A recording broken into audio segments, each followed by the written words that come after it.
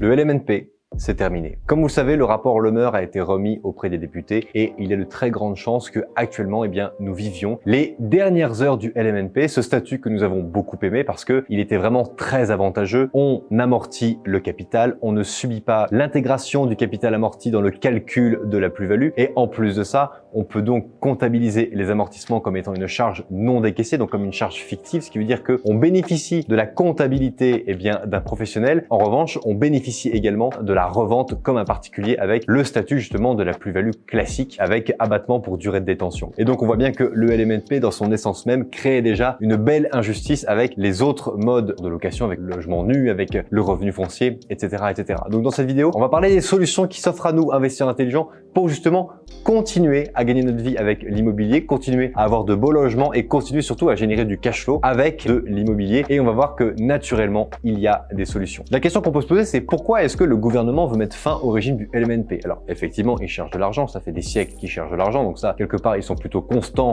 dans cette quête. Mais qu'est-ce qui se passe aussi? C'est que vous avez beaucoup de gens qui se mettent à faire du Airbnb, à faire de la location courte durée, et ça vient faire déjà de la concurrence déloyale au secteur de l'hôtellerie, parce que vous avez même des villes sur la Côte d'Azur qui normalement débordent de touristes. Il y a tellement de logements qui sont mis en location courte durée Airbnb que les grands hôtels n'arrivent même pas à afficher complet entre le 15 juillet et le 15 août. Pareil à Paris, ou même pendant les derniers Jeux Olympiques à Paris, les hôtels n'étaient même pas complets parce que tout le monde préférait prendre des Airbnb dans la ville directement. Donc pour un événement qui a accueilli des centaines de milliers de personnes, on peut se dire que c'est quand même fou que les hôtels n'étaient pas pleins, et pourtant c'est une réalité. Et à côté de ça, vous avez également des personnes qui, comme vous et moi, on veut aller dans une autre ville, on n'a pas de quoi se loger parce que tous les appartements sont mis justement en location courte durée, en location meublée, du fait de cette fiscalité attrayante et du fait qu'on peut vraiment gagner beaucoup d'argent avec ce statut-là. Donc l'État a voulu donner un coup de pied dans la fourmilière en générant ce rapport et en disant que, écoutez, si on veut justement réintroduire des habitants et éviter des phénomènes comme à Barcelone avec des villes dortoirs, des villes qui sont complètement transformées en quartiers Airbnb, il faut justement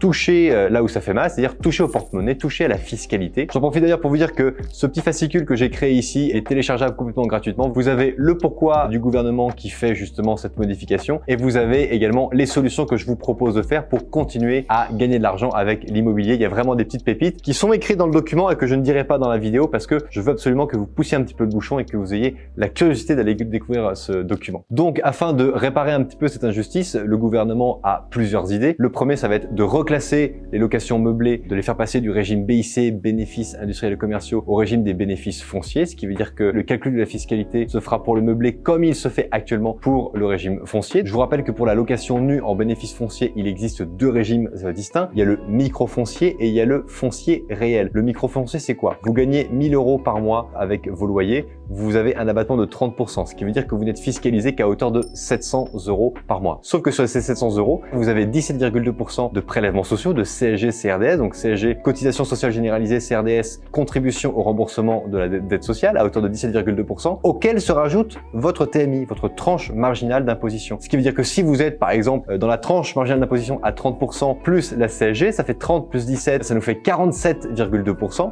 donc presque 50%. Mais ça veut dire que sur les 700 € que vous avez touchés, il y en a 350 qui partent en perte sèche en impôts. Donc forcément, une grosse fiscalité. Et régime réel, c'est un petit peu différent. Ce qui se passe, c'est que vous avez 1000 € de loyer qui rentrent. Par rapport à ça, vous avez des charges non récupérables, vous avez des intérêts de crédit, vous avez pas mal de dépenses qui sont là. Finalement, vous avez que 500 € qui rentrent réellement pour vous. Donc là, on ne parle pas d'un abattement forfaitaire, on parle d'un abattement réel de la dépense que vous avez pour générer justement ces loyers. Et là, ce qui va se passer, c'est que vous êtes assujetti à l'impôt sur le revenu à hauteur de votre TMI, plus la CSG CRDS comme pour le microfoncier. Donc, on peut vite arriver à des niveaux de fiscalité qui sont importants. Lorsqu'on avait justement le régime BIC réel, on avait par exemple 10 000 € de loyer par an et on avait 10 000 € d'amortissement. Ce qui veut dire que comptablement, on gagnait vraiment 10 000 €. Mais comme on faisait un bénéfice de zéro officiellement, on n'avait aucune fiscalité. Alors qu'en réalité, on avait une trésorerie à plus 10 000, mais un bénéfice de zéro. C'est cette injustice que l'État a justement voulu corriger. Et ça me permet justement de faire la transition avec une autre possibilité que le gouvernement voudrait mettre en place. Ce serait la suppression l'application de ce fameux amortissement, ce qui veut dire qu'en fait, on n'intègre pas les amortissements, donc vous avez vraiment 10 000 € de loyer qui rentrent, et vu qu'on amortit rien du tout, il n'y a pas de charge fictive, il n'y a pas de charge non décaissée liée à l'amortissement parce que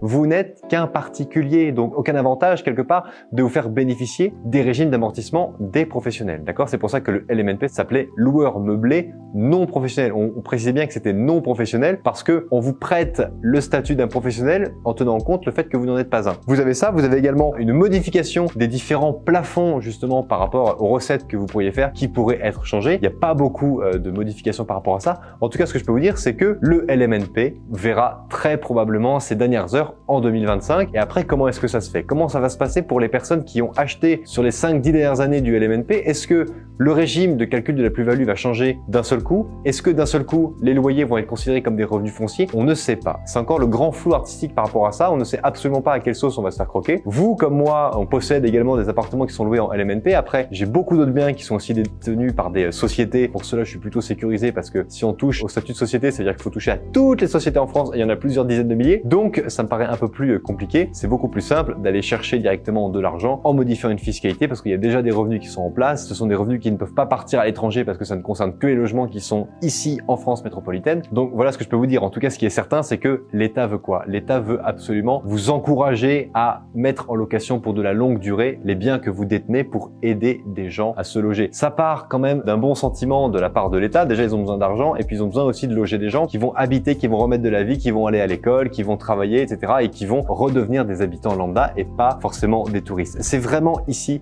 la location courte durée qui est visée. Donc en termes de conséquences, il y en a trois principales. La première des conséquences, c'est que si vous ne faites rien et que à loyer équivalent, à crédit équivalent, vous avez plus de fiscalité, nécessairement c'est vos bénéfices, donc votre rentabilité qui va baisser. Ça, c'est la première des choses. Deuxièmement, ce qui va se passer, c'est qu'il y a peut-être plein de gens qui vont se dire « Ok, mon appartement n'est plus rentable, donc je le vends, je profite un peu de la période actuelle où les taux ont un petit peu baissé, c'est peut-être le moment de vendre. Donc on va se retrouver avec des milliers et des milliers de biens immobiliers à vendre d'un seul coup, ce qui va générer une baisse parce qu'il va y avoir d'un seul coup plein d'appartements à vendre et pas forcément assez d'acheteurs pour acheter ces biens-là. Donc ça risque de créer non seulement une augmentation de la fiscalité de l'exploitation, mais également une baisse de la valeur vénale des biens parce que votre bien ne sera plus unique sur le marché puisque tout le monde le vendra en même temps. C'est la loi de l'offre et la demande. Et puis enfin, soit vous vous adaptez à cette réforme et puis vous encaissez le coup, vous renégocier avec votre banquier de repartir sur un crédit un peu plus long pour baisser les mensualités et arriver à récupérer du cash flow par rapport à la fiscalité qui va vous toucher. Vous avez uniquement ces possibilités-là qui sont là. Et donc, une solution intéressante, et il y en a même plusieurs, et j'ai pris beaucoup de plaisir à les lister parce que, effectivement, comme à chaque fois, il y a beaucoup de solutions parce que l'investisseur intelligent, il est malin, il est en embuscade et forcément, il se tient au courant un petit peu de ce qui peut se faire. Donc, qu'est-ce qu'il peut y avoir? Déjà, ce qu'on peut faire, c'est apporter notre bien. Si on est déjà propriétaire dessus, on peut l'apporter à une SCI, pourquoi pas à l'IS, et bénéficier à nouveau de la fiscalité avantageuse des entreprises. Sauf que là, attention, si vous revendez votre bien, vous allez être frappé de plus-value de manière complète et totale. Donc, attention parce que votre stratégie va peut-être devoir changer si vous changez de statut juridique. Moi, je pense que le statut de la SCIS, c'est très bien, du moment qu'on ne cherche pas forcément à acheter pour revendre. Si on achète pour exploiter et qu'une fois que les biens seront complètement amortis, ce sont nos enfants, voire nos petits-enfants qui en héritent, ça me va vraiment très bien. C'est d'ailleurs toute la stratégie de ma vie. Moi, tout ce que j'achète aujourd'hui, je ne vends rien, j'accumule tout dans des sociétés qui sont à l'IS et ce sont mes enfants, mes petits-enfants qui en hériteront le plus tard possible, je l'espère. Mais en tout cas, voilà un petit peu ce qu'il est possible de faire parce que sinon, les autres solutions, c'est quoi? C'est de passer au régime réel, votre exploitation de loueur meublé non professionnel, votre ancien LMNP. Ça peut être une solution. Vous pouvez partir vers pourquoi pas du dispositif de Normandie ou aller investir dans des parts de SCPI. C'est tout à fait possible. Mais je pense encore que continuer à posséder des investissements propres que vous connaissez, que vous avez visités, que vous avez négociés, pour lesquels vous avez emprunté, continuez à le faire via des SCI à l'IS. Il faut savoir que le statut de SCI, de Société Civile Immobilière, existe depuis plus de 2 siècles. C'est un statut qui est presque irréformable. Il n'a jamais été question de le réformer. Il faut juste bien comprendre que vous allez pouvoir bénéficier d'amortissement si vous êtes à l'IS. Si vous voulez transférer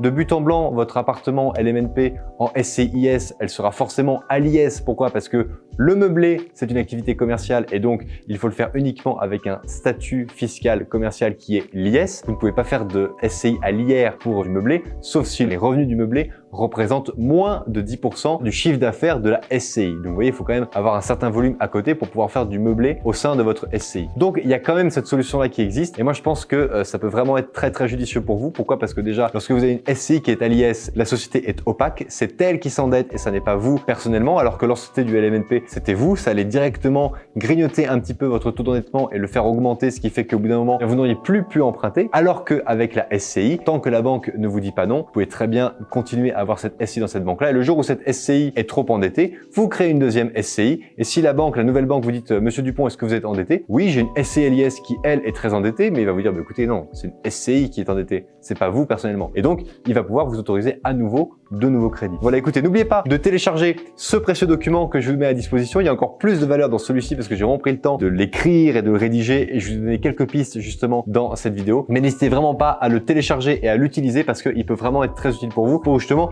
bien vous préparer le jour où le LMNP sera définitivement enterré. Chers amis, cette vidéo est terminée. N'hésitez pas à la liker, à la partager, à la commenter. Je me ferai un plaisir de répondre directement à tous vos commentaires. Et comme d'habitude, n'oubliez pas, crise ou pas crise, on fait la route ensemble. Ciao!